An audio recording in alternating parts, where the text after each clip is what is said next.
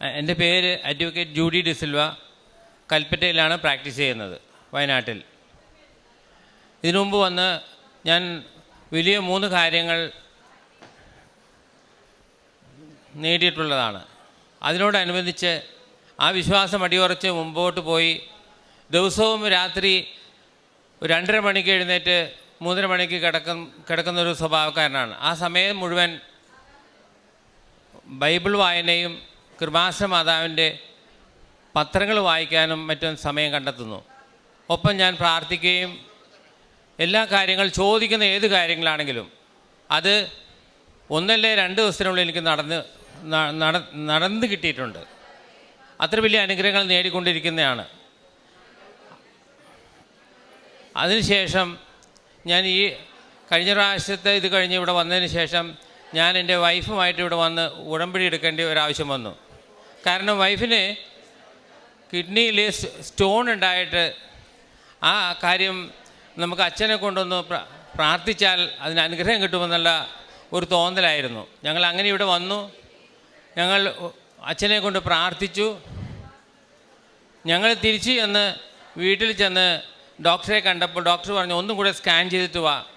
അങ്ങനെ വീണ്ടും ചെന്ന് സ്കാൻ ചെയ്തപ്പോൾ ഒരു സ്റ്റോൺ പോലും കണ്ടിരുന്നില്ല. അതിൽ നിന്ന് ഒരുപാട് അനുഗ്രഹങ്ങൾ ഞങ്ങൾ നേടിയപ്പോൾ വീണ്ടും ഞങ്ങൾ പ്രാർത്ഥിക്കുകയായിരുന്നു. എനിക്കൊരു 20 വർഷമായിട്ട് എൻ്റെ സ്ഥലം കച്ചവടം നടക്കാതെ നീണ്ടു പോവുകയായിരുന്നു.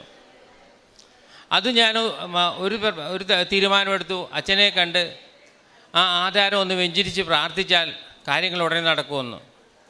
ഇവിടെ വന്ന് പ്രാർത്ഥിച്ച് ഞാൻ അച്ഛനെ കൊണ്ട് പ്രാർത്ഥിച്ച് തിരിച്ച് അവിടെ ചെന്ന് പിറ്റേ ദിവസം തന്നെ ഈ 20 വർഷമായിട്ട് കച്ചവടം നടക്കാത്ത ആ സ്ഥലം കച്ചവടമാകാനുണ്ടായത്. അതിനുകൂടാതെ ഞാൻ കിട്ടുന്ന കാശിൽ 10% പാവപ്പെട്ടവർക്കും പള്ളിയുടെ കാര്യത്തിനായാലും എല്ലാം ഞാൻ കൊടുത്തുകൊണ്ട് എൻ്റെ ജീവിതം മുമ്പോട്ട് കൊണ്ടിരിക്കുകയാണ്. പ്രാർത്ഥന അധിഷ്ഠിതമായി ജീവിക്കുകയാണ്.